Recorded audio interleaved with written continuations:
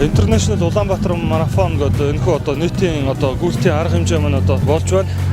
За энэхүү арга хэмжээнд одоо нийслэл Улаанбаатар хотын маань нийт иргэд оршин суугчид маань одоо сүүлийн жилүүдэд маш идэвхжүүлэн оролцдог ийм сайхан болсон байна. Тэгээд энэ нийтийн гүйлтийн арга хэмжээнд маань одоо спортын төлөөлөл бидний нөхдүүд ялангуяа энэ спортын мэргэжлийн холбоодууд идэвхжүүлэн түүчэлэн оролцох нь одоо зүүн хэрэг юм. Одоо энд бол Монголын жижигцүгийн холбоо өнөөдрийн арга хэмжээнд бүрэн бүрэлдэхүүнээр ирж оролцож байна.